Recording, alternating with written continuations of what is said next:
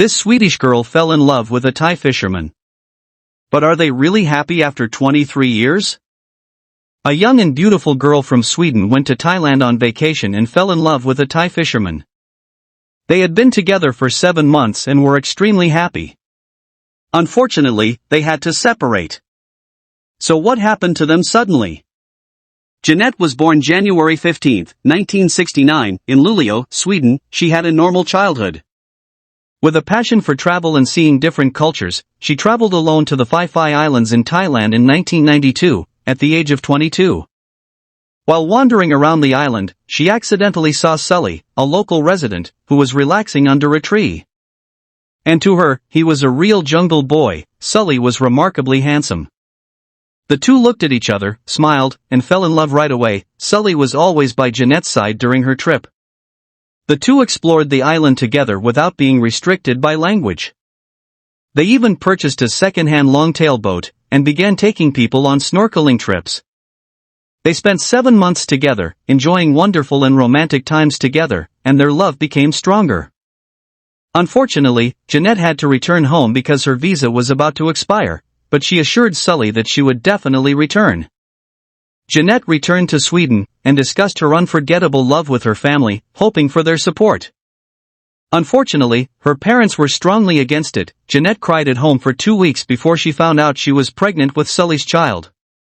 At a young age, Jinette was at a loss. In the end, she had no choice but to follow her family's advice, terminate the pregnancy, and stay in Sweden to study at the university. Jinette and Sully tried to exchange letters at first, but Sully was unable to write and had to rely on friends for help, making it extremely difficult. After graduation, Jinette went on to become a construction engineer, married another guy and had 2 children, Sana and Eric. On the other hand, Sully waited for Jinette on the Phi Phi Islands for nearly 5 years. He eventually met another Italian girlfriend and moved to Italy. However, Jinette's marriage did not survive long, and she divorced, leaving her to raise her children alone. Jinette frequently discussed her time on the island with her children, as well as her love story with Sully.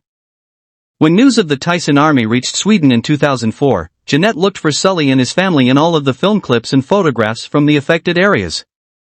Unfortunately, she found no signs of life. Persuaded by her children, she went there with her daughter Sana in 2000, and named to look for him. Finally, in February 2015, after almost 23 years of being apart, Jinette and Sully reunited. They hugged each other and cried at the airport. Even though they had been apart for more than 20 years, their love for each other had never faded. In 2017, the couple married in a small ceremony attended by Jinette's 2 children, family, and friends. Jinette and Sully looked very happy to get married, and the Swedish media covered the ceremony. Sully thoroughly enjoyed his first year in Sweden. He and Jinette often went driving snowmobiles on the lake and climbing the snowy mountains.